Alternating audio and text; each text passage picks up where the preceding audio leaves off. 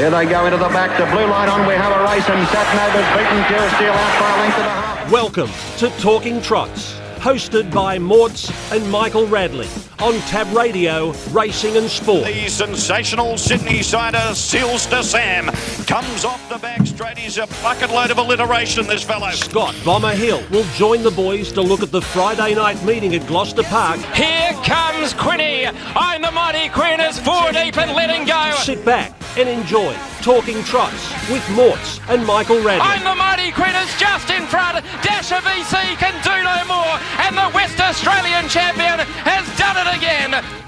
Yes, hello and welcome to another big edition of Talking Trots. Great racing last week, but what a week to look forward to tomorrow night, especially where we've got the resuming Never Ending taking on some of the stars of our free-for-all ranks, including Jumpin' Jack Mac, Diego. Also a couple of last start winners in there of the Codebreaker and also the Mickey Taker. It's a really good race on paper, and the betting suggests exactly the same as well, with Tab Touch having Jumping Jack Mac, Just Favourite, Never Ending and Tenzing Bromac. We'll discuss that race, and also the Queensland Carnival's really hotting up, and our special guest will be up there this week driving three really good chances in the three main races. And I speak of Cam Hart, and we'll talk to Cam in just a little bit, but a man who's really excited for Friday night. One of the part owners of Never Ending. And there you go, there's a siren. Is it all over? That's a final siren, Michael. Is it? The final siren? We don't get that in rugby league. When the ref just blows the whistle and we walk off. You're still here though, Morts. Yes. Glen Mortimer, how are you? Excited? Very much looking forward to it, Michael. You know, it should be be great to see him back and start his journey towards the Eureka in New South Wales. So hopefully tomorrow night is just a first step forward to a successful campaign. And yeah, we look forward to everybody getting behind him and cheering him through that campaign. So should be a big night tomorrow night. And not a soft race to kick off either. No. He's racing Jumping Jack Mac, who's just been so good at the free-for-all and group company for a long time. Tenzing Bromac, Diego, who's won a Pacing Cup, Wild West, who's won a Pacing Cup, and a couple of last start free-for-all winners in the Mickey Taker and the Codebreaker. Like it's not an easy way just to open his shoulders back up into racing. No, certainly not. And barrier 4, it's interesting draw and it's a very nice field. So it's going to be a good test for him. But obviously the grand final is still a little way away. But just talking to Justin, he seems to think that he's got him as good as he can at this stage. Forward enough to tackle a field like that. So we'll keep our fingers crossed that he goes well. But yeah, looking forward to it. Very exciting. Very exciting. It's going to be great. The Nova 93.7 Winter Cup Group 3 level. Yeah, very good. And look, it's great to be here talking trots on a Thursday with you as always, Michael. Another Thursday, can you believe it? Toughish night for our man Bomber last Friday night. Down a couple of units. Oli, a chop out. 2 wins from 4 bets. One was pretty short, but still we managed to just stay on the right side of the And we've got to say, we haven't sacked Bomber, but he's away on a footy trip this week, so he won't be joining us. So we thought it probably best we go without Bomber. He could be a little bit rowdy if he was on here this afternoon. So Ollie's got to come on, and he's graciously stepped in and got to do the whole lot. He's got to do the preview of the 4 races and also the country. And he did a great job last week for us, so and the week before. So he'll be good to have on board. A great night at GP last Friday, as always. Star of Willoughby became just the 11th Follow the Stars progeny to pass $100,000 with a win in the opener. And then Navy Street, driven out hard by Emily Savelko, managed to finish off well with a kick. That was a great drive by Emily. Yeah. Really good drive. Really worked to get to the lead, but driving great very, form. very well. And then 3 Rumours brought up a race-to-race double for Emily and really had to dig deep. So a couple of really good drives there by Emily Savelko to kick the night off. Tough win, the Mickey Taker for Aidan DeCampo, coming 4 wide in the home turn. 156.1 for the 21.30. Wow. What are the odds? Yeah. That was a great win. I just watched it over and over a couple of times. It was a terrific drive by Trent Wheeler to start off with. Very, very patient. And once he let down in that home straight, he rounded them up very quickly. And you went back and had a look at, it wasn't like they ran along really, really quick. No, set up for those back markers. Yeah, he just absolutely motored. So my man... And we got to go in the winner's room with Ryan as well. Even better. My man Trent, gee whiz, he's in outstanding form. Yep. But that was just a brilliant drive, so well done to Trent. Chris Folk managed to get a run at the top of the straight. That horse, Rock Me Over, was climbing all over him. You could just see. Richie knew. Yeah, and it was great for Chris Folk PR to find the space and get out and win. Coney Island Lou looks a nice enough sort of horse. Yep. It was a good win. But then we had the West Side for the fillies and for the Colts and Geldings. Arian Rock for Simone Strawn and Dylan Edgerton Green, and World Secret for Kat Warwick and Chris Lewis. And, of course, in the Trots, which I know that you were watching, Michael, I can never pronounce it, Mastoso? Yeah, I think so. Maestoso. Yeah. Should know because it wins often enough. Yeah, exactly. It's just too good, again, for Barry Howlett and Chris Lewis. Gee, Barry Howlett's stable's going exceptionally well at the moment, Michael. And a confident drive by Shannon in the last on Ruby Lou was just too good. So Friday night at Gloucester Park, a training double to Matthew Scott. Yep. An excellent driving double to Emily Savelko and Chris Lewis and Shannon Savelko. Yeah, I don't get sick of saying his name. It's just every single week you get Shannon Savelko. It would be unusual if it wasn't there. Saturday night at Narrogin, Brian Wheeler, a double, and Trent Wheeler, a double, and one of them at $71. Don't know if I'm sure you watched the race, but just ease back to get the one out and one back cover like it was planned before he went out in the track and just won easy for a $71. Really well done. And a double to Stewie McDonald as well. Monday at Pinjarra, a training double to Bob Melsop and a driving double to Denny Roberts. And Tuesday at GP, another driving double to Emily Savelko and a driving double to Mitch Miller. So Emily Savelko in really, really good form. Really good form currently. And on Ruby Lou, we spoke to Mike after the race and Waterloo. She come through the fibrillation with not too many complications, and obviously had the ECG trialled yesterday and trialled brilliantly as well. Very well. Yeah. Very well. That's great news. She's outstanding filly. So it's good because sometimes it can put them right back and really mess up, particularly with that big campaign she's got coming up for the Oaks and Westbred and stuff like that. So yeah, the timing it just didn't look good for her campaign. So to get her back and to be able to be ready for that big campaign, she's going to add a lot of excitement to her. She's outstanding. And great, we wanted to see our best horses racing, and you don't want to see anything happen to them like that. Absolutely. And we knew something was wrong. Obviously got bounced back. We know all about it as far as we've had it with Rolling Fire, and he pretty much the same thing. He bounced straight back with into rhythm and had the ECG trialled and got back to the track without too much of a setback, but it can really can either not set them back too much, and that it never happens to a gammon, or they can have ongoing problems. Let's hope it's the former. It's interesting, what occurs, but particularly when we were watching that race when Waterloo was in, and just to watch you go back through the field and what's going through your mind as an owner, what's wrong with my horse. To be able to get it back straight away would have been a big relief for everybody. So she's going to play a very big part in the upcoming big races at Gloucester Park. Not only a big night at Gloucester Park on Friday night, but all eyes on Albion Park on Saturday night for the running of the Rising Sun. And we're about to speak to Cam Hart, who's got a couple of really good drives, including Frankie Ferocious. And before we speak to Cam, let's go back to the Chariots of Fire in early March, where he was much too good. First into the straight in a 26-6 splitters, Frankie Ferocious. Off its back, sooner the better. Then came Captain's Knock driving up on the inside. Don't Stop Dreaming's got a lot of ground to make up. The leader is still Frankie Ferocious. Sooner the better's coming at it. Frankie the Ferocious, he needs to lift. He is. Frankie Ferocious in front. It's Frankie's Chariots. Frankie Ferocious wins it. Beats Sooner the Better. Captain's Knock.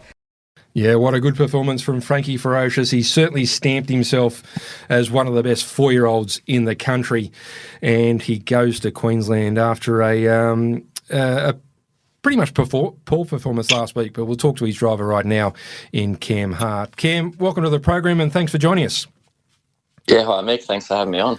Yeah, really good to have you, and you've got a big couple of drives at Albion Park tomorrow night, including Frankie Ferocious. You drove him last week. Any issues coming out of the run?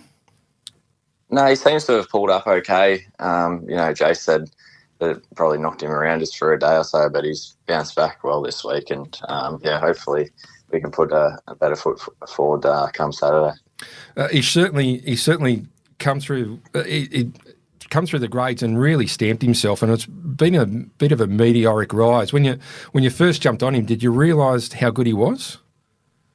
Yeah, I sort of got reports from Jace when he first got him that his track work was really good and he really liked the horse, and obviously had an incredible record up at Albion Park with his previous trainer. So we knew he had a bit of talent, but probably didn't realise how good he was until he took him to Melton and won the Bonanza down there and really beat some nice horses. So, it's really been all systems go since that run. Cam, it's Morts here, Michael's sidekick. Frankie Ferocious appeared to over-race. Is that right in saying that? I mean, they went 150.1 for the race, which, first up is a pretty tough assignment. The first quarter in 26.9 and the third quarter in 26.5. So at 150, whilst it looked disappointing, they still went a fairly quick time. Yeah, that's right. 100%. He just over-raced way too much for the times that he was running. He was still sort of pulling too hard down the back straight run in the 26th third quarter. So, it's just a little bit fresh, and he did kick the wheel in the score up, which didn't help. Just got him a bit fired up. So, hopefully with a run under his belt, and, he hadn't been to the racetrack for a little while. So, hopefully he's a little bit more settled this Saturday. You're taking on the Rising Sun's really become a class race. Like the three winners thus far have been stars. You take on a really good field on Saturday night. Drawn barrier 5. You're probably drawn the best that you could have hoped for. The plan is to again go forward. Yeah, it's probably the best. Apart from drawing 4, it's the best barrier we could have got. So, can't complain with that at all. And the plan will be to try and get forward. He obviously has that natural gate speed, and I guess his chances rely on him just settling a little better than what he did last week. But, I've got full faith in Joe. Said he's probably made a couple of changes through the week, and I'm sure he'll be fine. And also the 3-year-olds taking the 4-year-olds, it's a really hard ask for the 3-year-olds to take on the older horses at this stage of the year, isn't it? Yeah, it certainly is. The 4-year-olds are definitely a lot more seasoned, but in saying that, the 3-year-olds that are in it, the 2 Rickies are really nice horses and been real standouts of their age group, and they obviously get that barrier draw advantage being 3-year-olds. So, I still think they're going to be huge hopes. They're going to get good runs, but it's just become a really interesting race the last couple of years, and it just keeps getting better and better. Yeah, it certainly is, and like I said, whilst the 3-year-olds do get that advantage, it is very, very tough for them. But to your point, Cam, they are going extremely well, both of them, Luxa Turner and Soho Spectre. And then we've got Keep Eye Smiling for Luke McCarthy. So very interesting race. I expect you to come out of the gate with the handlebars down, just looking for the front. Yeah, that'll be plan A. Obviously, we don't want to overdo it with him and have him over race again, but naturally he's going to want to come out of the gate a bit, and he can really fire out, most days that he wants to chase the gate. So, it's just hopefully we can get in a nice spot there early and without having to open him up too much. Hopefully he'll settle, and that should give us our best hope to win the race.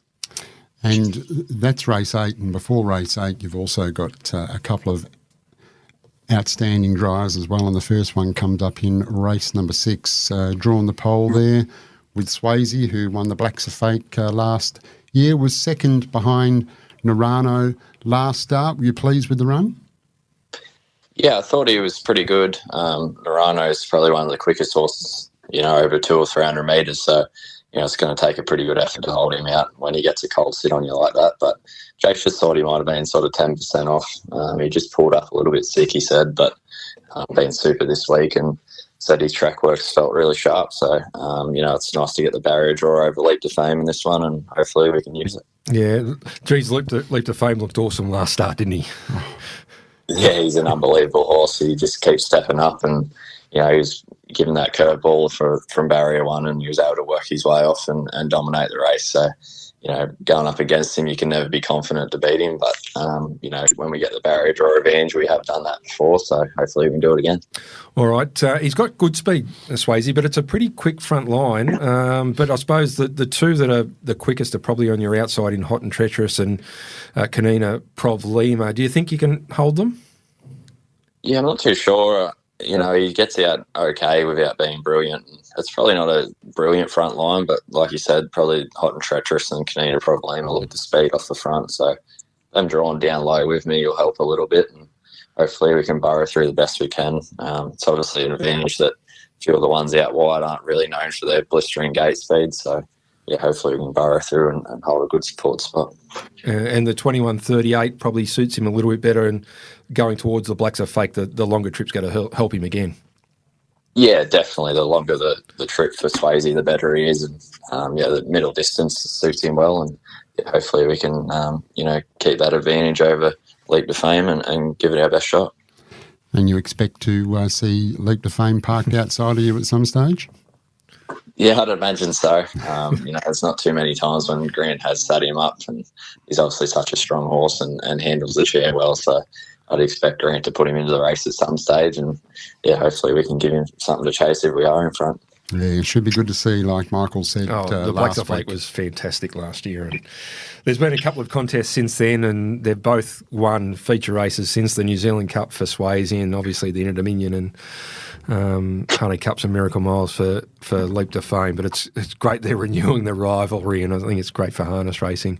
And Cam, you drive Artie's Express. This mare, hasn't she been good since she got to New South Wales and was with Jack Trainer now, is with Jason, but she was just awesome through those mares races in the early part of the year. Yeah, she was. She's such a powerhouse mare. She's brilliant, really. And, through that Queen Elizabeth campaign, she was just unbelievable to be able to sit 3 wide the trip and win that race. And the times they were running was a great run, and I was lucky enough to sit behind her first up this prep, and she was just a little bit unlucky, but gave me a good feel, and I expect her to be pretty hard to beat in this race. Yeah, I would have thought so. I think she'd be very hard to beat in that race. Well, the owner's having a great run.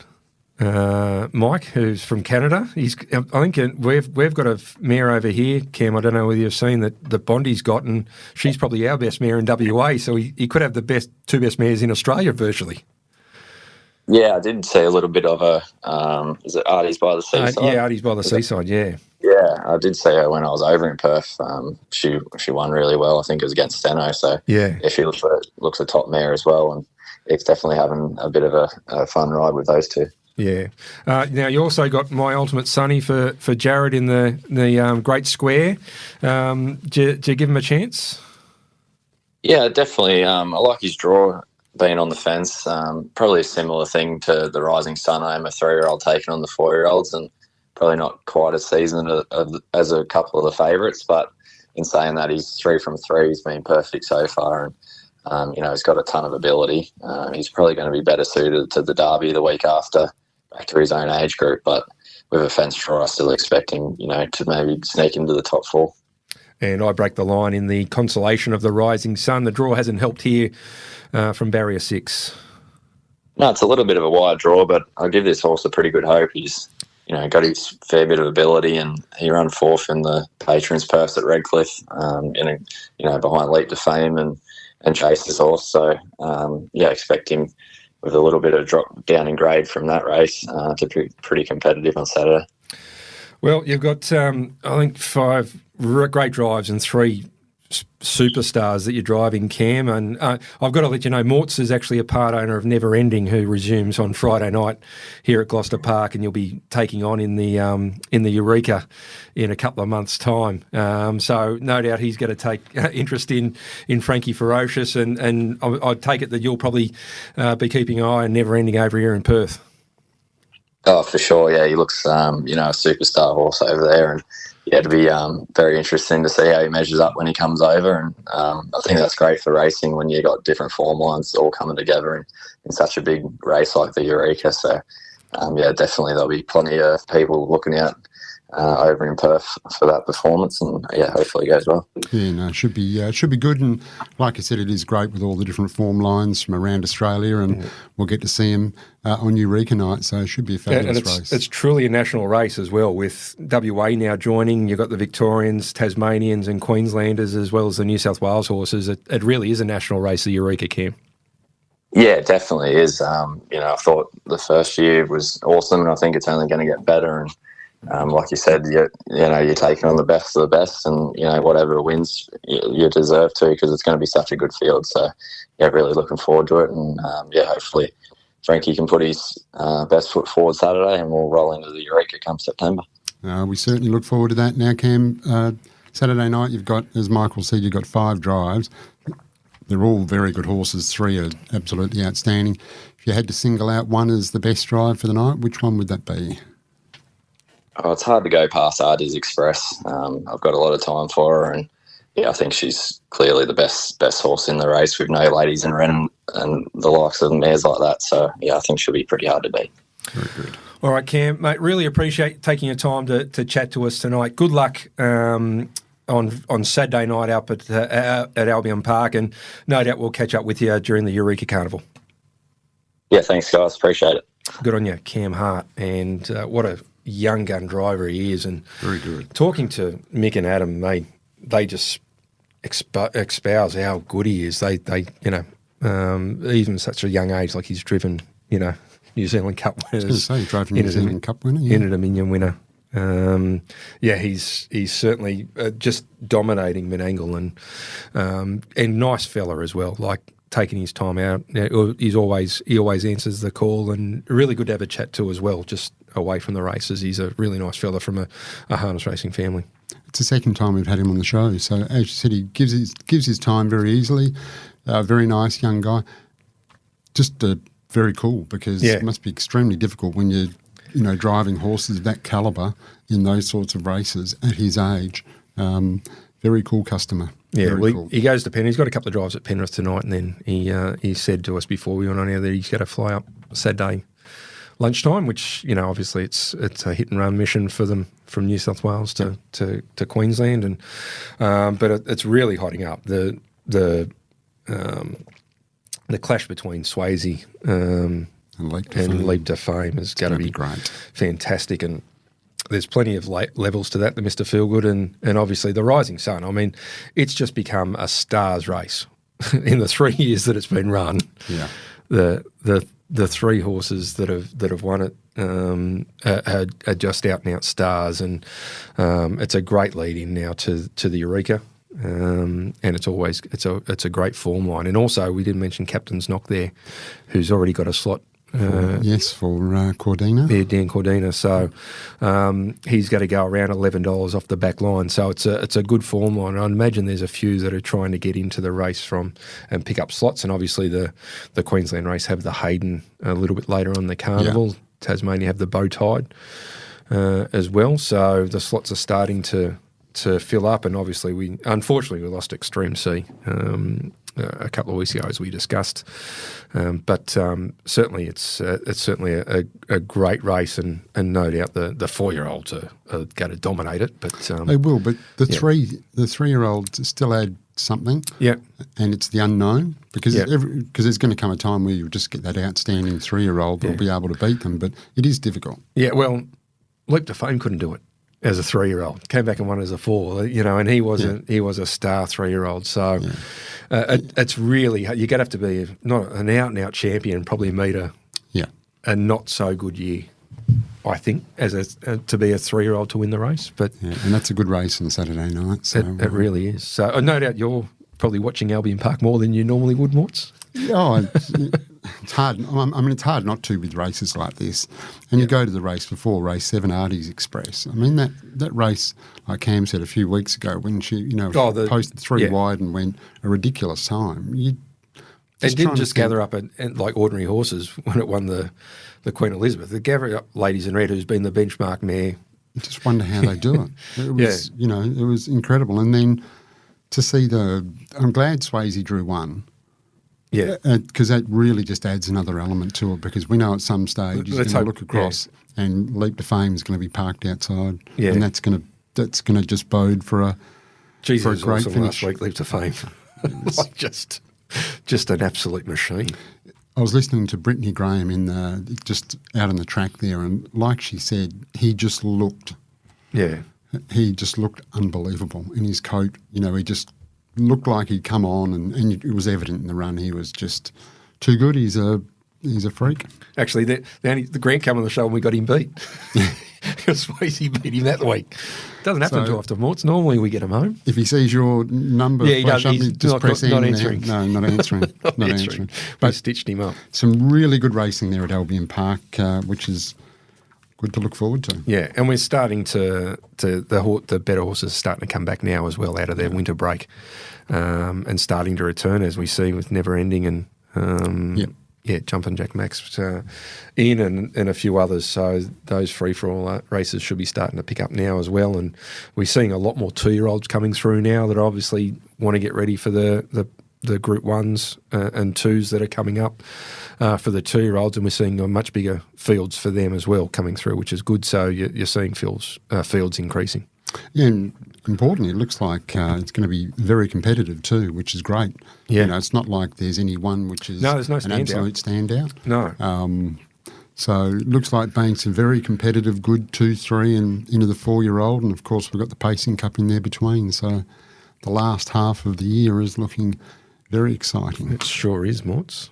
All right. I think we've just about done that bit, Mike. Okay. Because when Never Ending does return on Friday night, and that's in the market, the Winter Cup. It's the Nova 93.7 Winter Cup. Group 3, 50,000 over the 25-30 metres. It's the only market so far up with Tab Touch, but went up this afternoon. Jumpin' Jack Mac, he's been well supported. He went up, let's have a look at the market. He went up 350, got out to 390. He's into 250 Morts. Oh, wow. Yeah, it's been a good go. Never Ending open $3. He's out to 370. Tenzing Bromag's been really solid at the 440. The Mickey Taker 750, and then Wild West inside the back line at $10. Still the show 13 from Barrier 7, and just inside him is Diego at $18. So the market for the Winter Cup, and already some obviously that's a big move. Well, the punters obviously think he'll get across. Yeah, I mean, the Mickey Taker's done nothing wrong. He's just kept winning. It just depends whether he can hold up from the inside and what the if anybody can, I guess it would be Aiden. But I think it's going to be difficult for him to maybe hold up. But if he does, boy, geez, he was good. And we're about to hear the Mickey Taker in just a moment. He was good, and he was very good. Yeah, he's just gone through the grades. He sort of. Well, I've always been a massive fan of him just because of the way he races, and he seems so tough. But he's also got that kick in him as well. If you do have to set him up, he just keeps on coming at the line. And he does. And he's just continued to go through the grades. Like every time that Aiden's asked him to do something, he's just taken he's taken that step. So it's a great race, the Winter Cup on Friday night. Mort's race number 5. No doubt you and the team will be here. Yes, certainly will. Looking forward to it. Very much so indeed. Now, Michael, that's a good question. And there was something we were meant to follow up from last week and we didn't. I've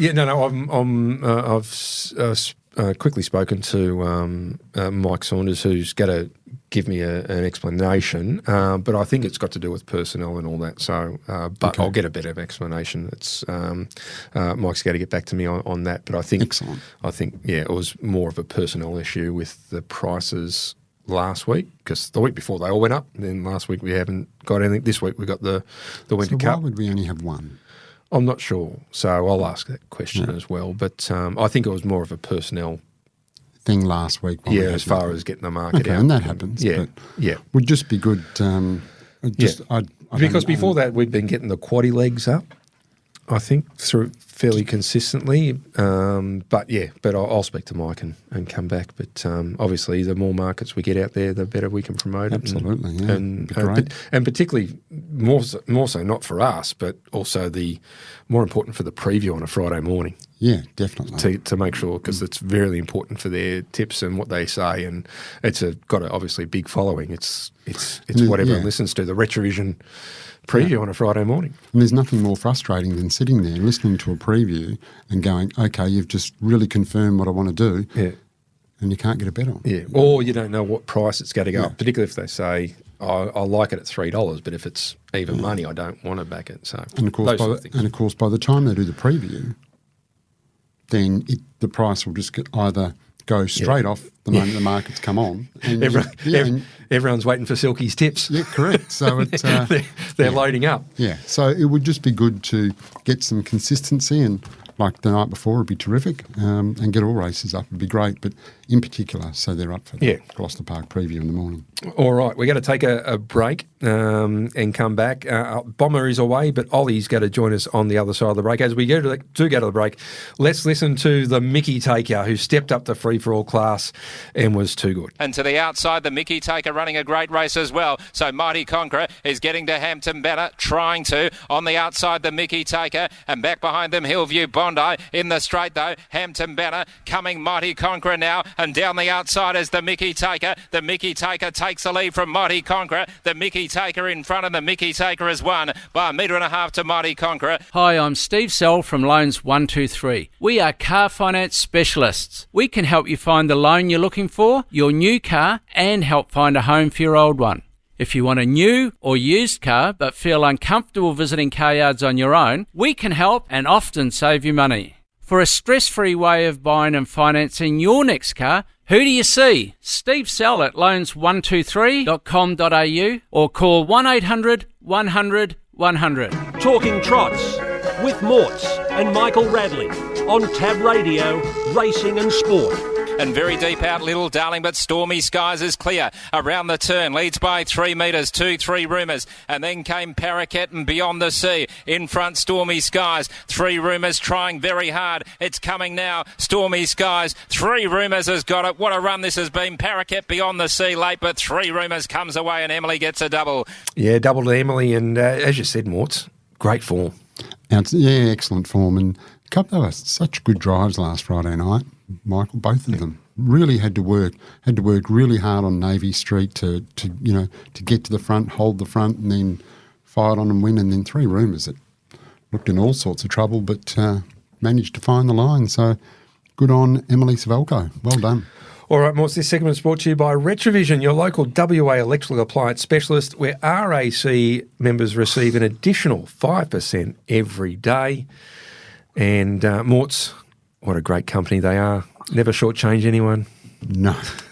Very honest is Retrovision. Very honest. They're the best. They are. And you know you're getting the best deal from Retrovision. As you know, you get the lowest price guarantee, so we'll match our opposition, and our opposition are the big ones, the Harveys, the JBs, the good guys. And then if you're an RAC member, you'll get that off that 5% on top. Correct. So it's a no-brainer. Absolute no-brainer. And the one thing you will get in a Retrovision store is great service. Yes. So excellent service. And their great store. Joondalop's fantastic. Certainly is. Beautiful store. Allenbrook, new store out there. So yeah. All right. If you're in those locations, make sure you stop in and see Retrovision. Well, our man Bomber's away this week, and stepping in to fill the void is a member of the team who's been helping us out with the country tips, and he steps up to the Gloucester Park tips for us in Oli Cownie. Ollie, welcome to the program.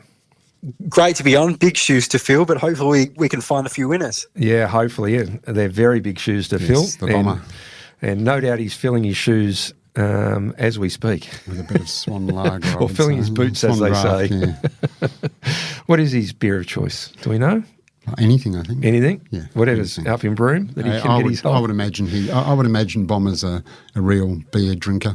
Yeah. No, he is. Yeah, like a Swan Draft. We tried to give him a red wine one night, and he just looked at me and said no? No. So he just...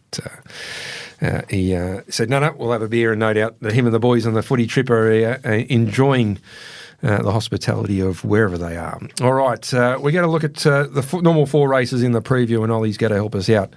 And we're going to kick off with race number 2 on the card, which is the Fillies and Mares. And this is a really good race. We've got Dame Valor from the pole, Flame Tree. Eve Crocker's been racing the last 2 numerically no good before that 1-2. Little Darling for Barry Howlett, who always seems to have a good mare, who's also the stablemate to Flame Tree. Lady Prima Donna, Bramonte Steps, Sovrana is drawn 7 again. Can't get a barrier draw. Stormy Skies Beyond the Seas also drawn out wide again. Inside the back line, Champagne Everyone. Penny Black comes to Gloucester Park for Michael Young, the powerful Michael Young. Shannon Cervalco on the bike. And Soho Seraphine drawn the back line this week after a couple of better draws on the front line. This is a really good race. We had to see Penny Black, Soho Seraphine go against it, and a couple of other really good mares. Ollie, our mares racing has been good for some time, and this race is no different. Which way are you going? It's a fantastic race, isn't it? There's so much depth, as you mentioned. Soho Seraphine, Penny Black, last start winners. A lot of them are going really well. Stormy Skies, second last start.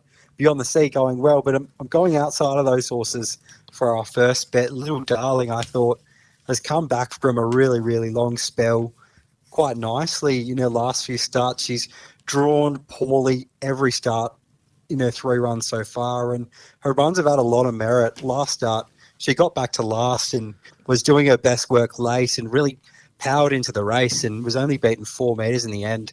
There's quite a lot of speed out wide, but she does have pretty good gate speed herself, Little Darling. So if they want to, they can put her up on speed here. And I think if she is up on speed, she'll be quite hard to beat, Little Darling. So in the second race, I think if we got an each-way price about her, with a few handy runners in the field, it would be fantastic value. So race number 2, Little Darling for the Barry Howlett stable. We made the comment earlier on, Michael, that stable is absolutely flying. Yes. They're going really well. Sure is. Very well indeed. So race number 2, horse number 4, Little Darling, Barry Howlett and Chris Lewis. What's the staking plan we have there, Ollie? What's the most units? Well, usually we go 3, 2 or 1, but he can go 5. When he's, he's real confident. I'd say 2-unit bet. I'd say 2-unit bet. Okay, yeah. all right. So reasonably confident without being too confident, because it is a quality field and there are a lot of chances in it. So I think she's a good chance, but it wouldn't surprise me to see a few of them win the race. All right, in the preemptive market, they've got it at $6 on the HRA side. What price are you expecting? Oh, I think she'll probably be a little bit shorter than that. Having drawn the best of the main chances, I'd say we'd be lucky to get $4. Okay, all right, we'll take 4. It's an interesting race with Penny Black and Soho Seraphine off the back. Really good race. Makes it really interesting. All right, the next race we're going to look at is race number 3, which is Perth's Kate Mack for breakfast on Smooth FM. And Morts, you're a big Smooth FM listener. Yeah, of course, Mike. It's in the car. Plays our style of music. Of course, that's after I've listened to... the Tab Radio Breakfast and all the other podcasts we listen to. Yes, and the Drive Show in the afternoon. Yes. Yeah. What's Marty's podcast? The Drive Show. Straight up. Straight up. Yeah. There we go. Marty Young, one of our friends, just left. Let's have a look at the market. Get your bets on. Has drawn the pole. Me Flash, another good draw in barrier 2. Rako Raider in 3. Cab Sav in 4. My Ultimate Baxter in 5. Who's the Dad? 6. Lamandiere in 7. Akuto in 8, and Rock Me Over outside the front line. And then we got on the back line, we got Joey James, Better Move Along, and Flying Rumour for Mike Reid. This is another interesting race. This looks a really competitive race, Ollie, and there could be a bit of a tussle of who's actually going to start favour in this race. Which way are you going? Definitely. I think there'll be a really even market for this race. There'll probably be a few around favourite, and I think it'll be a really even race for the lead as well, and there could be a bit of speed on. So I wanted to go with a horse in this race, which I thought might be doing its best work late and coming over the top in Flying Rumour. Was fairly good first up, I thought, off a decent spell. Ran 5th there, but had to make a wide looping run from back in the field and wasn't beaten far. And the horses that he's finished around have actually gone really well since in You're So Fine, Navy Street, So I thought Diorce ran a really good race last start as well, and I thought Flying Rumour, a few weeks since that run, might be a bit fitter now, could sit off the pace. 1700 looks to suit really well in this sort of lineup for Flying Rumour. He's quite a classy horse, and I think he probably is the class runner in this field. So if there's really good speed on, I think Flying Rumour can make a good run late and maybe even come right over the top. But either way, he looks a really good each-way chance, and I think for us he'd be a 2-unit bet. Certainly a race full of opportunity, that's for sure. But I think you're right, Ollie. I think as the class runners has raced some probably better horses than this field, and actually won or placed. So I think the class factor for Flying Rumour, obviously second up. But if it can find that form that it was last campaign against some really nice horses, then I think you'll find that it's the one to beat. Yeah, I'm with you. It's not going to be $15. I wouldn't have thought so. What price do you think we'll get, Ollie? I'd say if we got $4, that'd be a really good price again. So I'd say $15. You'd be having a fortune on that. So we just divide all these by a quarter. Okay. We'd grab the bookie and we'd tie him down. Yeah. Now, if it's $15, it won't be for long. No, Ollie, I'll make sure of that. Yeah, and in that race, Michael, I'd just be having a little dollar each way, better move along. Better move along, okay. Yep, with my man Trent. Yep, been going well. Okay. Yep. All right, it's a good race. Now, Ollie, stay there. We're going to come back and preview the next two races we're going to look at, including the Winter Cup, and we'll get your thoughts on that. But, Morts, as we go to the break, you mentioned what are the odds and what a great performance it was for Ryan Trent Wheeler jumping aboard. And Bomber's gone for All Is Well and Crowd Control, and I thought they're home. One of them's going to win at $6 or $12, and all of a sudden, All Is Well. What are the odds? Has come right over the top. Yes, Crowd Control first looked like it was home on the corner. Didn't it go well? Yeah, it went really well, and then the other one looked like it was home. Yeah. Then what are the odds? What a huge run. Really was a huge run. Very patient drive, excellent drive. We thought it was going to be a good race, the 4 and 5-year-old Westbred, and it turned out exactly that. Absolutely. All right. As we go to the break, here is What Are the Odds with Trent Wheeler all over the top of All Is Well and Crowd Control. Armour X Factor hit the front, Crowd Control, and also All Is Well are coming, and deeper out on the track is What Are the Odds running on as well in the straight. Armour X Factor down the outside, Crowd Control, and also What Are the Odds is steaming down the outside with All Is Well, but it's What Are the Odds? What a great performance. What Are the Odds has won from All Is Well, Crowd Control and Armour X Factor. There's always a lot more in store for you at Retrovision, like Retrovision's lowest price guarantee. If you find a lower price on a same-stocked item, we'll beat it. There's our 60-day price promise, where we'll refund you 120% of the difference if you find a lower advertised price on any purchase.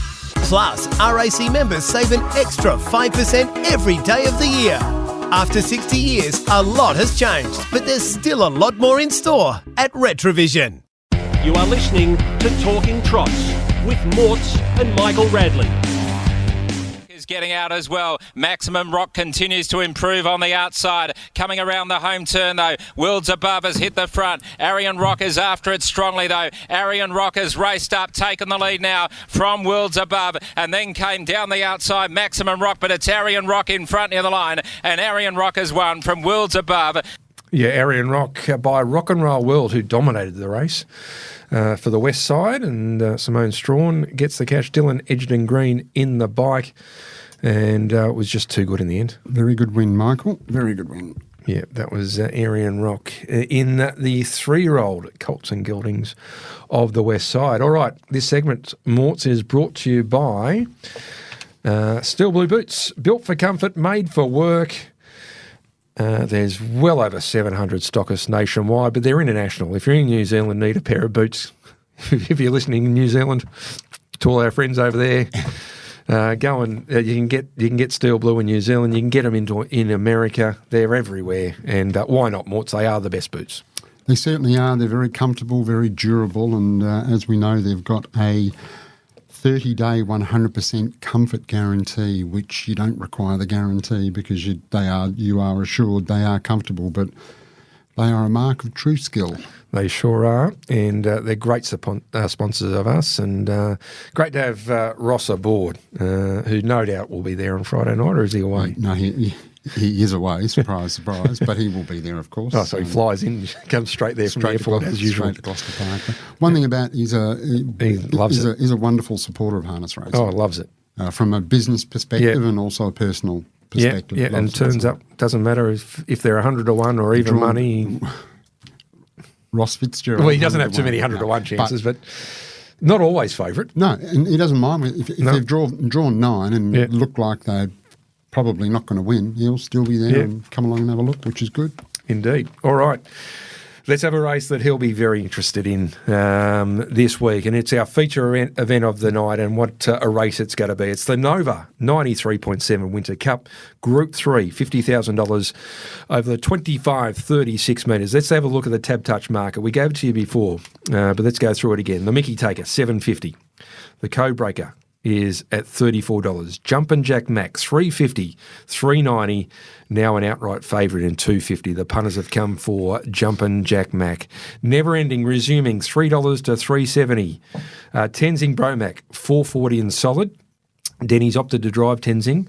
Diego, $18 in from 23. Steal the Show at $13. Fulton 10, $151, and Hampton Banner outside the front line at $151. Inside the back line, we got Wild West $10, Armour Einstein $126, and Soho Dow Jones at $91. Ollie, as I bring you back in, this is a fantastic race. The punters have come for Jumpin' Jack Mac at $2.50. We also see the return of Never Ending at $3.70, and Tenzing Bromac has shown his class at $4.40. They're the runners in the market, with the Mickey Taker at $7.50. The runners under double figures. Which way are you going for the Winter Cup of 2024? It's another fantastic race, isn't it? There's numerous horses in the field that are last start winners. Wild West's just been going awesome his last few starts. The Mickey Taker last start winner and the Code Breaker, they're all going really well, but I thought Jumping Jack Mac, he's been the premier free-for-all horse in the last few months, and he capped it off with that second placing in the Fremantle Cup. He's just seemingly going at his absolute best. He wasn't quite as good as he can be last start, but I think you're always happy to forgive one run, and he looks really hard to beat in this race. I thought he was drawn outside two horses that might likely be driven conservatively in this type of grade.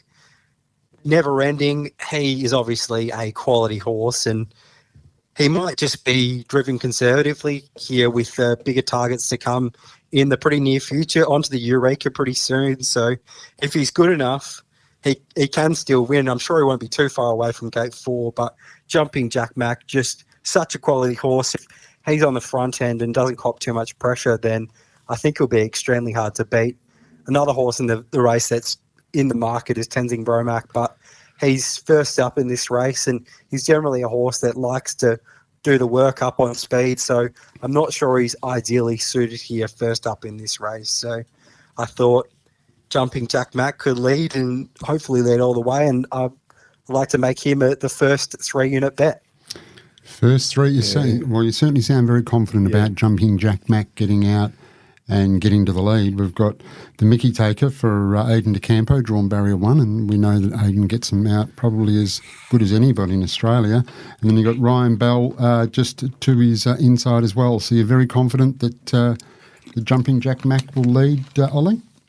I thought the Mickey Taker, he stepped up to free-for-all grade last time out, and he'd previously obviously been racing at a bit lower levels, and he'd been really good. He's been flying recently, but he stepped up to the free-for-all grade last start, and they were pretty happy to drive him conservatively there. He's not the quickest beginner, the Mickey Taker, and it is the 2500 start. So I did think there was some possibility that the Code Breaker could actually get across the Mickey Taker at the start, and then I think definitely the Code Breaker would be pretty happy to sit on Jumping Jack Mac. But either way, I think if Jumping Jack Mac comes looking for the lead from the Mickey Taker, he'd be happy to sit in leader's trail in this strong free-for-all race. And that's why we've got 3 units on. So and the punters have come for it as well. Have. 390 to 250. Yeah, so it opened short, drifted out, and then came in to 250. That's a big move. Yeah. Big move. So Yeah. Punter's very confident. And I think so they've is mapped Oli. it the same way as Oli. So I hope you're all wrong.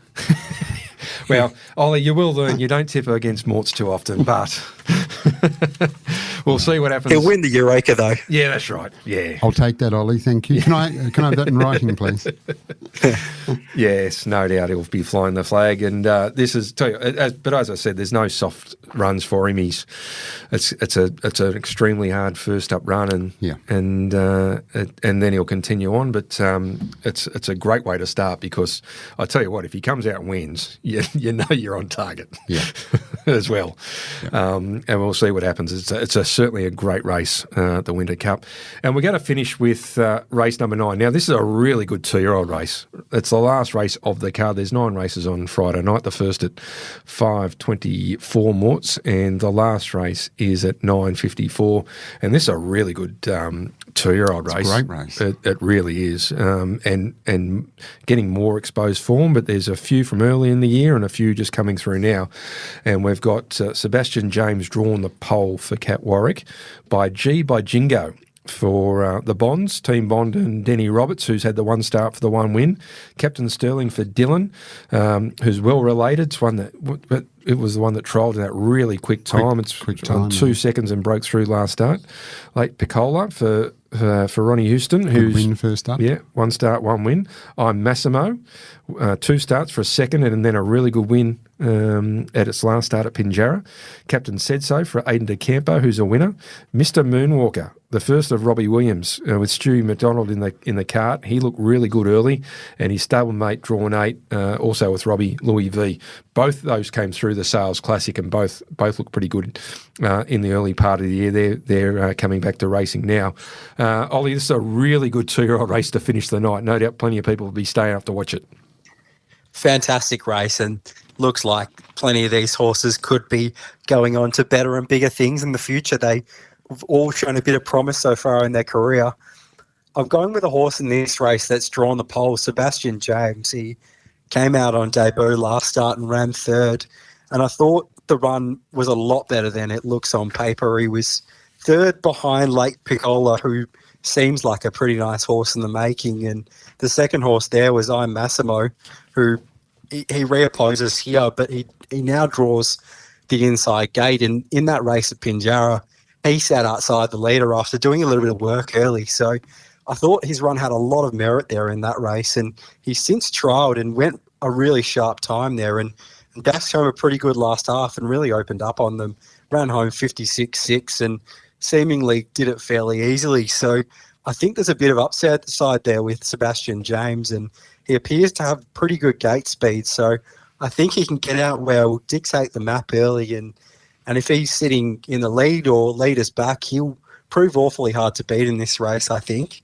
I'm not exactly sure which horse could potentially be the early challenger. There's not a lot of exposed form there, but I'm hoping Sebastian James sits behind one of the fancied runners or leads them up, and as I said, should be hard to beat.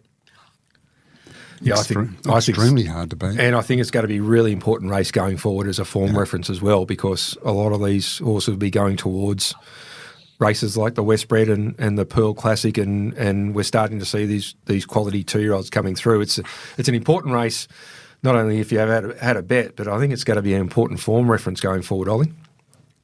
Definitely. I think the feature races coming up, there'll be so much competition to get spots in them. So performing in a race like this when you have the right draw is crucial, really. As we saw, Louis V and Mr. Moonwalker were really competitive in recent feature races, and then in their recent runs, they probably didn't have the trips they would have liked and finished towards the rear. And only a few runs like that it takes to sort of miss out on those last few spots in the feature races. So each 2-year-old race at this time of year is crucial.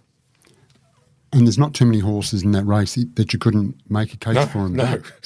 If any of them won, you wouldn't be surprised. Yeah, you could find. It's going to be interesting to see what the market does actually come up.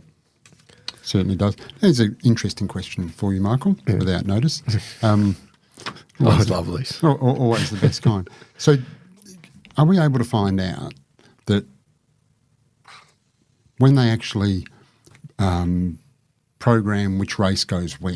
Yeah. Do they look at the field and look at I'm the potential of them you would hope, betting? You would hope so. So if they go, well, there's going to be $1.10 shot in that race, potentially not a good betting race. It also goes on field size, I think, as well, and also different things. But yeah, I think there's a few things that go into play. But I haven't been part of the race order for all. That's the harness office. Harness office. Yeah. It would be good to understand how they do it, because quite often there's some really good betting races. It should all be based on wagering. Simple as that. Just the best races slotting into the best turnover slots. Yeah, the best times. And the best turnover slots tend to be 2, 3, 4, 5. Yep. So they should be the best turnover races, and generally you see the bigger fields in those. Yep. And then towards the end, the wagering decreases. There's less people watching and whatever else. And also, it depends on the time. And unfortunately, there's a scratching in the 3-year-old, which is also a really good race with Vegas Strip coming back. But Vegas Strip's got to go around a short price favourite. So probably, I probably would have had the 2-year-old before it. But like you said, but anyway, it would just be good to understand how what the process is, how they do it. Because and sometimes I think they have a set thing. So Pinjarra on a Monday, the 2-year-old and the trotter. Generally, the first couple, they have a set criteria for different things, but I'm not too sure. Okay, be good to know, because it's all about trying to maximise. No, it is. It is, and it can make a big difference if they're out of order. Actually maximising that turnover. 100%. All right, Ollie, did we get your units for this race? I'll just have 1 unit on that. It's obviously such a deep race, and it's a 2-year-old race, so anything can happen with the 2-year-olds, but hopefully Sebastian K can get the job done for us. Yeah, and we always like backing the last winner, Ollie. That's our favourite, so we go in with money in our pocket. All right, mate, just hold on. Before we go to the break, Morts, one of our great sponsors is Loans 123. Hopefully we do not need it on after Friday night. Car loans, debt consolidations, all your personal finance. Who do you see? The great man, the nude nut, Steve Sell. Yeah, loans123.com.au or 1-800. 100 or 100. And still doing things the banks can't, Michael. Yeah, and they're in Victoria Park there, across the road from Catalano. Great supporter. Yeah. Terrific supporter. Terrific bloke, Steve. And if you need some help, if you need help looking for a car or buying a car, go and see the great man. Yep. As we said, personal loans, travel, whatever you need. He'll sort you out, the great man, Stevie Sell. All right, it's time to take another break, and we'll have Ollie's country tips after this. Before we go, Morts, not only was it the 3-year-old Colts and Geldings in the West Side. In the West Side, we had the 3-year-old fillies in the West Side. And again, it was a rock and roll world. This time, not only was it bred by Allwood Stud, it was owned by Bob Fowler and Allwood Stud, and this one trained by Cat Warwick, World Secret. And the win took it to 5 wins from 33 starts with 15 minors, been really consistent, has World Secret, and almost 68,000 in the bank now, almost 70,000. For World Secret, and no doubt she'll go in and Bob will breed for her as well from Rock and Roll World. You would think so. All right, as we go to the break, let's listen to the West Side Auto wholesaling finances available. 3-year-old West Side fillies and World Secret. I cross my hearts out very wide, coming to the home turn. Relatively Armour in front, finishing hard out wide. World Secret, though, coming with a big run, World Secret. Racing after Relatively Armour as they straighten up. Push Button Rock runs on as well. World Secret, though, raced up, took the lead from Relatively Armour. Decla Diva, Push Button Rock and Stellar Edition. And it's all World Secret coming away from Relatively Armour to win it well by 3.5 metres. New Mazda. Yep, I love it. We got it from Bayswater Mazda. I keep hearing great things about them. They're fantastic to deal with. Great people, great coffee too. At Bayswater Mazda, you'll always be well looked after. Visit the team today and find the best drive-away deals on new Mazdas and pre-owned vehicles. Driving is better with Bayswater Mazda. So's the coffee. Go and see Bayswater Mazda at the corner of Guildford and Garrett Road, Bayswater. DL 25174. You are listening to Talking Trots with Morts and Michael Radley. exit as they're about to come to the turn now, and peel 3 wide is Frisky Sticks. Into the straight, Exceptional Armour goes to Rocket City. Lombo Midgetson drops down to the Tab Touch sprint lane. Frisky Sticks is on the outside. Exceptional Armour had reached the lead. Frisky Sticks coming at Exceptional Armour. Closing in later, Soho Firestone. Frisky Sticks though with the lead, and Frisky Sticks holds out Soho Firestone. Exceptional Armour. That was Frisky Sticks on Monday. Good win, Morts.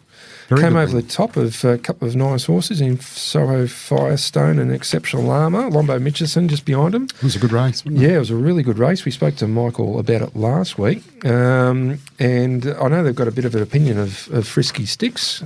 Kevin Jevons, a part owner, with Bill Patterson and Maxi Grimberg and Gino Monaco. And he goes around Morts on Friday night in the first race. He's drawn outside the front line, so the task is a little bit harder up against Captain Bligh, 10 of the dozens in the race as well, who's obviously one of Team Bonds that go well. So it's not a bad race as well, but race, yeah. He's not a bad horse, Frisky Sticks. Let's hope he continues. And speaking to, I think, Ryan about him, he's listening to him on the radio, he has a bit of an opinion of him. He does, which is good. All right, this segment, Mort, is brought to you by Bayswater Mazda. Driving is better in a Bayswater Mazda, corner of Guildford and Garrett Roads, and it got you here safely to the studios today, Morts. Yes, very... handles the wet beautifully. Does. Handles the wet, handles the dry, handles anything. The Bayswater Mazda, it's parked outside there, beautifully appointed. And, of course, as we know, there is no better place to buy a Mazda than Bayswater Mazda, the corner of Garrett Road and Guildford Road in Bayswater. So get out and see the team.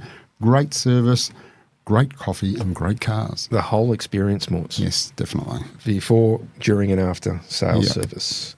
All right, Oli, welcome back. We'll get you back into the program and a big weekend of country racing. We got Northam on Friday night to coincide with Gloucester Park. We got 8 races there, the first at 5:49, and then we go to Bunbury on Saturday, and bit of a possibility Glen Mortimer could make an appearance at Bunbury on Saturday night, Saturday the 13th.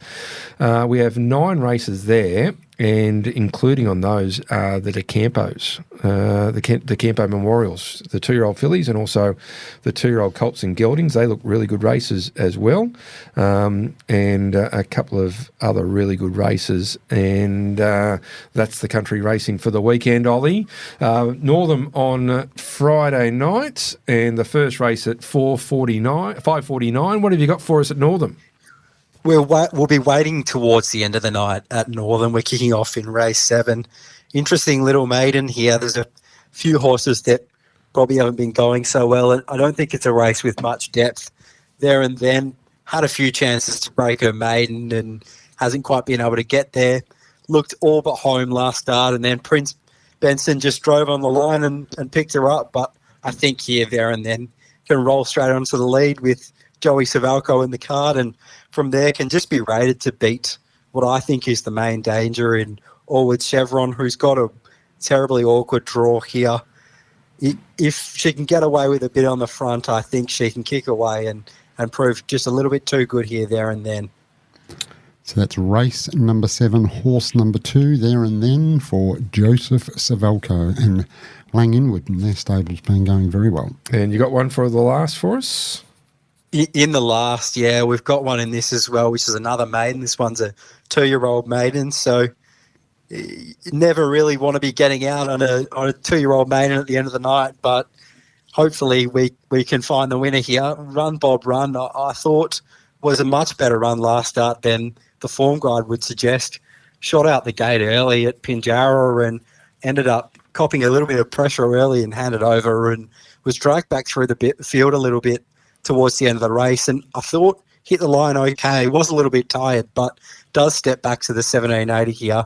Has very good gate speed, which will serve it really well in this race. And if able to lead in this type of field, I think can get away with that one. Run Bob Run, I think will be hard to beat. All right, that's Northam on Friday night, 7 and 8. And then we head to Bunbury on Saturday night. This is a great meeting. We've got the 2 DeCampo Memorials, the 2-year-old fillies. It's a really good race. We've got Copperhead Lady and Bull Shark Betty resuming out of the Sales Classic. the winner and the third place getter. We've got Jack's Ideal, who's been a model of consistency. Ruby Lavera, who's obviously shown plenty of ability. Winter Wonder, who's shown ability. The Esplanade and I See You Baby, who's a Friday night winner. It's a really good race, the fillies. And we've also got the Colts, which is not as much exposed form, but it looks a really good race as well. What do you got for us on a Saturday night at Bunbury, Ollie? I did think that fillies race was fantastic, and that's the reason I'm not tipping it. There's just too many chances in that race. It looks like most of the field has ability, I thought. So going to kick off in race 4 here for the 2-year-old Colts, a horse that I've just been really taken by so far in his short career. Hold the Ammo made an error last start at Pinjarra and gallops right out of it. Just a total forgive there. Then trialled quite smartly, I thought, at Pinjarra, 1:58.9. Pretty sharp time for the 2-year-old. So I thought in this race, with the back row draw, probably has some options early to get into the race. Another horse in this field I thought would be really hard to beat and worth having something on as well, if it's a good enough price, is the Kikuri. Its trial was really sharp as well, behind Hold the Ambo in that trial at Pinjarra. So they look the main two for me in that race, and I think one of them can come out on top. All right, yeah, no, it's a really good race, and Hold the Ammo was the top price lot in the 23 APG sale by Sweet Lou out of Invadia, or equal top lot for Cat Warwick and the team. And then the other race that's of interest, and it's a cracking race as well, is the heat of the John Higgins Memorial, which is race number 5, and it's a really good race. We've got a couple of nice horses coming through. Coney Island Lou, who's been really good at Gloucester Park in his 2 starts. Crowd Control was fantastic last start. What are the odds? Who beat it? Hal St. Louis. Soradare's in there. It's a great race. Montana GJ's a scratching for Michael Young, but still taking nothing away. Race number 5 is going to be a cracking race. Have you got a tip for us there, Ollie? Yeah, I do. This race is a really interesting one. It'll be a great little series, this one, the Hayden final. Some really nice horses going around. Coney Island Lou was so impressive last start to lead and win. Did it all pretty easy. There's some nice horses that will go around at probably decent odds. Crowd Control, but the horse I liked in this race is the one that's drawn best in Soradair. Has just been in awesome form. Second last start was really good out the 1-1. Montana DJ in third there, and the winner was Coney Island Lou. So I think with the barrier draw advantage here, Soradair getting on the front end can be really hard to beat. His win recently at Bunbury was also really impressive, running down Gully Gum, who sort of had all the favours there in the run, being a few lengths ahead and now out in the lead on the pegs. So I think Soradair is a horse that's in absolute peak form and should be pretty hard to beat. So it's race number 5, horse number 2. Yeah, it's always a great series, the John Higgins Memorial, for those horses that are progressing through the ranks, and this is no different. And a couple of interesting. We're going to see how good a couple of these horses are, including Coney Island Lou, who's just had. Who's done everything that he's needed to do, but there hasn't been too much pressure yet, and this race is going to be the first big test for him. Ollie, all okay with Montana DJ? No, he's broken down, unfortunately, so we won't see him for a little while, but hopefully he can get back to the races later next year maybe, and we can see him win again. But yeah, unfortunately he's going to miss. Oh, that's no good. No, that's not good at all. Don't like to hear that. It would have added just another dimension to what's already a fantastic really race. Good race. Yeah, cracking race. And then we've Ollie, we had Cam Hart on earlier. He's got some great drives at Albion Park. He's going to be aboard Swayze, who with tab touch is 225, drawn the pole, up against Leap to Fame, his half-brother at $1.80, which is a great race, the Mr. Feelgood. Race number 6, he's driving Artie's Express, who's $1.36 in the Fleur de Lille, and in the Rising Sun, which is a fantastic addition to the Australian racing calendar. Frankie Ferocious at $2.15 is the favourite. Whisper a Secret from the back line at $7.50, and then you've got a heap around the $10, including Captain's Knock at $11, Lady Athena at $11, So Spectre at $12, and For Real Life at $11. So it's a really good race. What have you got at Albion Park for us, Ollie? Got one to kick us off in the first race, so we won't have to wait too long while we're following along at Bunbury. In this race, it's a really interesting race. Air Express, who is now ODM after making a mistake last time, goes around, and they put up $19 early, and that didn't last long. It was straight into $5. It's $4.60 on Tab Touch. Yeah, so heavily backed in the early stages. He went around the favourite, $1.65 favourite in the consolation last start of the Derby at Redcliffe. He made a break early on the first turn, which some horses can do at Redcliffe, so I don't think can be marked too harshly for that effort. And in this race, although he draws the outside back row, he's a horse with a lot of versatility and quite amazing high speed. So 3 runs back, he rounded them up pretty easily. It was a really impressive win. He showed an amazing turn of foot to come from near last, and then last start, two back, he sat outside the leader and wasn't beaten far behind Major Hot, who is the favourite in the final of this race. So he looks really hard to beat there. Air Express, if he does everything right, it's probably not a race with a lot of depth. I thought some of the horses like Reset the Bar and Harmony and Bronski Zulu, they're probably not horses that have shown the level of quality that Air Express has shown at this stage. So I thought he'd have the edge on them there. And Grant Dixon's stable as well, which helps. Absolutely flying at the moment, the Dixon stable, and is likely to have a few winners on Saturday night probably. All right. What did you think? Did you think Swayze could topple Leap to Fame, or were you still in the camp of Leap to Fame? I'm definitely in the camp of Leap to Fame, but the interesting factor here is probably that I do think Swayze can do enough to hold up early.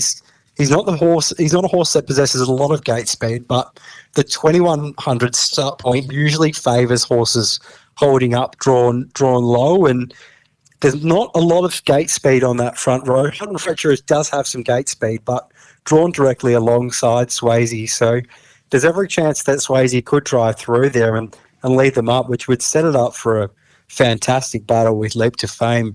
I'd still be in the camp of Leap to Fame, but if Swayze is able to lead, then he'll run a huge race on the front. And the Rising Sun, Frankie Ferocious, looked disappointing on face value last Saturday night, or last start, bounces back. It's the 225 or 215 with Tab Touch for the Rising Sun. Do you think he rolls to the front and wins? This is the second race I was going to tip in. It's a fantastic race, the Rising Sun. There's a lot of horses in this that are going really well at the moment. Despite a few having dropped out, it still looks a quality race. As you said, Frankie Ferocious, terribly disappointing last start, and there were a couple of excuses, but I think there were already some queries leading in about him running that 2100, and they've only gotten bigger since that failure last start. So big concerns about Frankie Ferocious there, and I'm not sure you could get anywhere near that $2 price at the moment. I thought a horse in this race that gets in really well with the barrier draws is For Real Life. Hasn't had many barrier draws that have suited him in feature races, and he's still run extremely well. He's double-digit odds at the moment, which I thought was really, really generous for a horse that's of his quality. He was fantastic last week in the Queensland Sun, a real flashing lights run coming down the outside, made up a few lengths there. He's a horse with gate speed as well, so I think there was some chance that he might actually be able to push onto the front. Sorry, Spectre was terribly disappointing last start, finished towards the rear in the Redcliffe race. So he draws well, but I'm not sure Soho Spectre can spend too many petrol tickets early, and he might be able to push to the front For Real Life. And if he's on the front, then he'd be really hard to beat. I'd be happy to have something like a couple of horses at odds in this race as well. Don Hugo, working back from a spell really well. Each one's been a lot better than the previous. And his last start, third in a 150 mile, was really impressive there. another horse that odds always smoking was doing all the work in that Queensland Sun race and wasn't beaten far at all. So I thought the $100 quote that he was early was a little bit generous, that one. Yeah, it's a good race. I noticed Adam Hamilton made for real life his value of the bet of the race, and interesting that Luke McCarthy's opted to drive Don Hugo over Rock and Roll Hammer, who was really good in the Chariots of Fire when he finished fourth to Frankie Ferocious. So, it's a really good race at Albion Park. Is that we only got the two at Albion Park?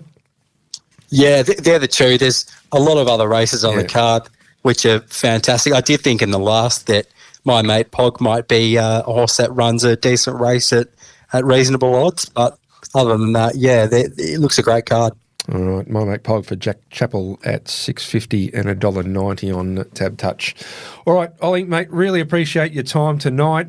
You've worked overtime and you've delivered. It's certainly great racing both at Gloucester Park, the country tracks over the weekend, and Albion Park Saturday night. Looking forward to it. Thanks, guys. Good on you, Ollie. Oli Cownie did a great job, Morts, filling in for Bomber. Geez, they're big shoes to fill. Aren't they? But he stepped into them. He did. No, he did a good job. And started to run. Yeah, he wanted to know what was the limit. Yeah, exactly. What was the limit? I like that. Got me up and about. But no, it was great. We do appreciate him filling in there for the great man, a Bomber. A couple of things, Michael. Yep.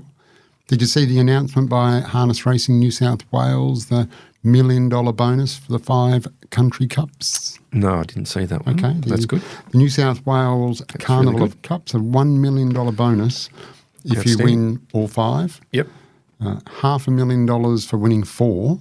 Okay. And $250,000 for winning 3. Okay. It's really good. It's an outstanding incentive. So, that was great. It was good to see.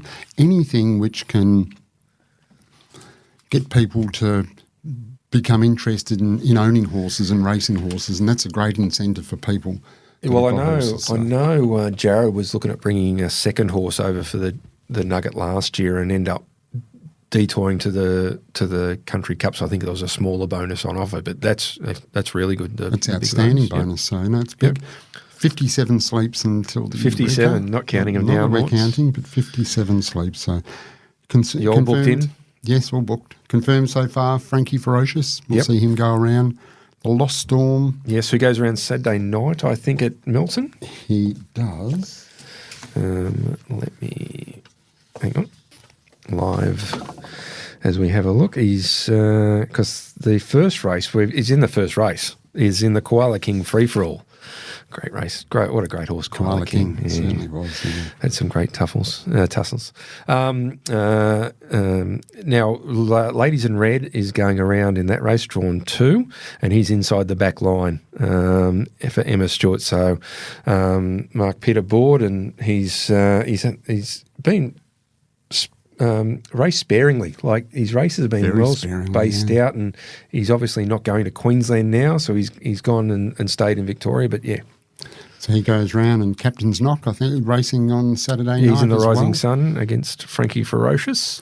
Do you think after the Rising Sun we might see a couple more spots filled?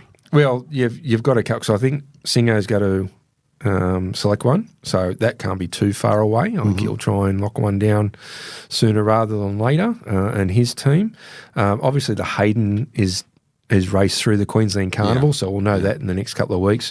And the Bow Tide is raced at a similar time frame. So you got to get the Bow Tide and the Hayden. So there's 2 more. Singo's one. Yep. Wayne Later's going to have to get his locked away after Extreme Seas.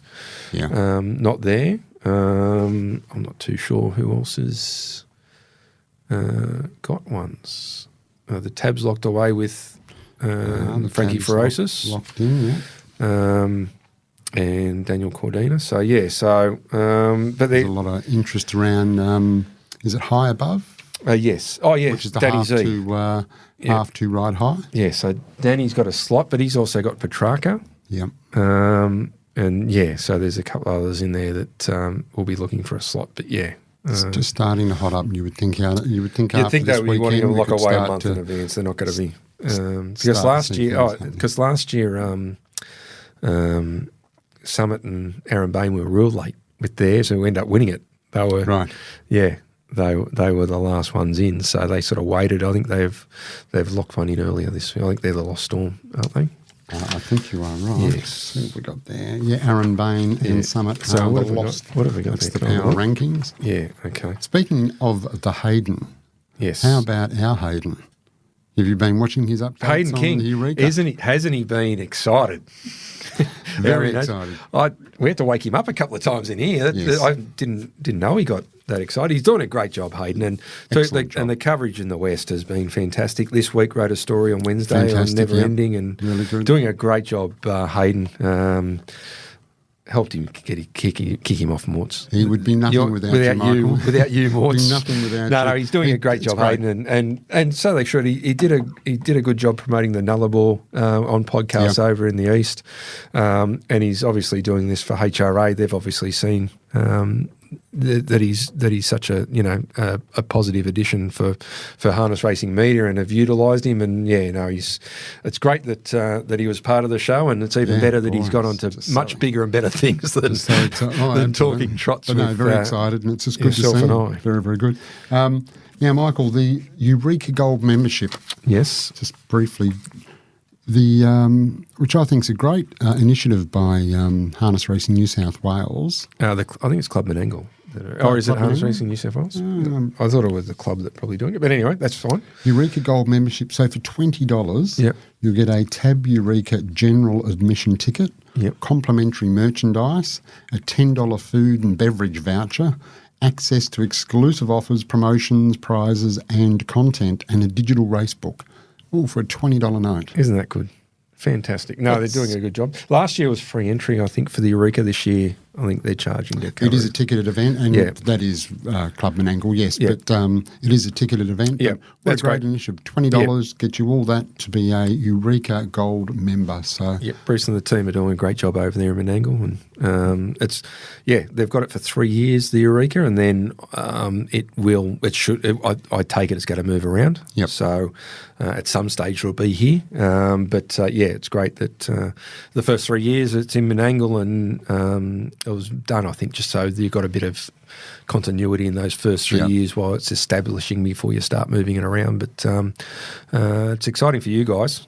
Oh, I can't wait. Just the whole thing, and just starting to see it unfold. And just first WA horse over there.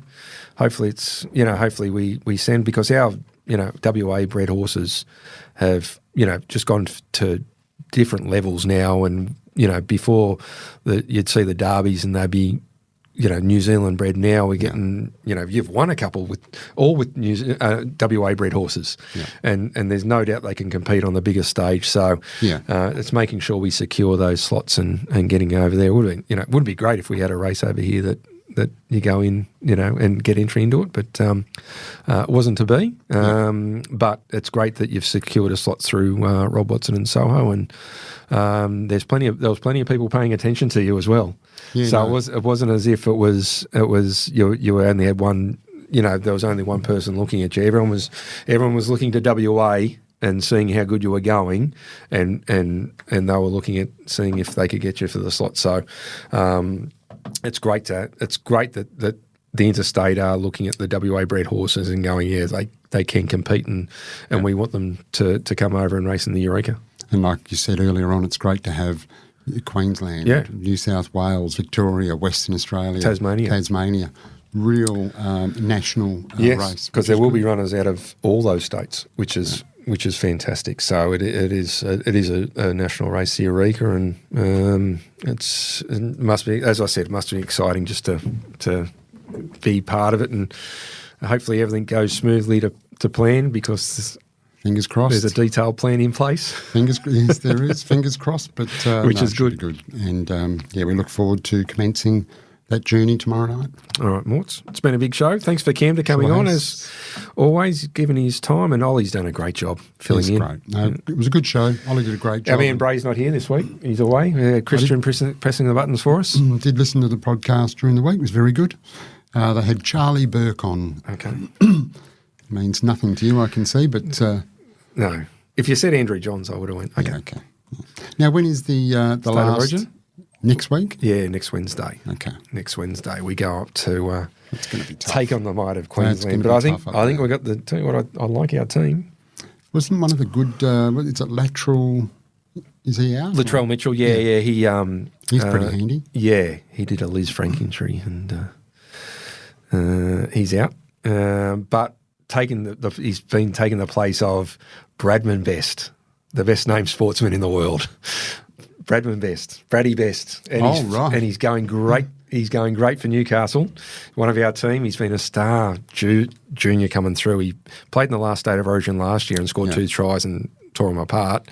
He's a beast of a player, and he's had a couple of little hamstring issues this week, but I think it's just tightness more than anything else, and he'll be right. He'll run out. He's a real good player, Bradman. Plays for my team, the Knights. And the Knights. How are they going this year, Michael? Not too bad. Been very quiet I think we're running about 9th at the moment. We're sort of just in the bout. But is that because your good man, is it Ponga? Yeah, he's been out, but he came back on Sunday, and we got the cash against Canberra in Canberra, which is really hard to do. We haven't done it too many times. It's been. Is that Ricky Stewart in Canberra? He coaches Canberra, and it's very cold. Very cold. I was actually watching on social media. Tells it as it is. There was a social media. There was a game from 2000 where it snowed, and it was snowing. Laurie Daly was the captain of Canberra at that stage. It was very cold down in Canberra. It's hard to go down there. Now, we did talk about the Great Hayden and the publication that he works for. Yes. They were just horrible during the week. Yeah. To Simo? That was the worst thing I've seen. That was just... Your man Ross wouldn't be happy. I don't barrack for the West Coast. No, you don't. At all. You don't. That was absolutely... Yeah. He seems a nice fella. Adam Simpson. Yeah. And a very good and a great coach. Yeah. Just did not deserve that. Yeah. Very poor journalism. Wasn't real good, was it? Anyway. And they wouldn't have sold any more papers because they hardly sell any now. They give them all away at McDonald's and airports, and that's how they get their publication up. They give them away. There we go. Mortz has had a crack at the end of the she's had a crack. Week is terrible. All right. Good on you, Mortz. With that, is it out of your system? All done now. Go the Bombers, go the Dockers. Yeah, go the Knights. All right. Yes, go the Knights. Thanks, Mortz. Good luck New for South you. Wales. You're good to go New South Wales. Yeah. You've got a big weekend coming up, never-ending returns. And have you got one in the last? On Massimo. And then you go to Bunbury Saturday night and you got... Mickey's Beach, looking forward to... Mickey's Beach returning, the former Derby contestant. Yeah, out of Cooper's Beach. And, he's... and then we've got Winter Wonder... And Ruby Lavera in the De Campo Memorial for the fillies. Which is a terrific race. So some really good racing. All right, good luck to your team over the weekend. If you're having a bet or if you got one running, good luck to you. Until next week, it's bye for now. Talking Trots with Mortz and Michael Radley on Tab Radio, Racing and Sport. Chances are you're about to lose. For free and confidential support, visit gamblinghelpline.org.au.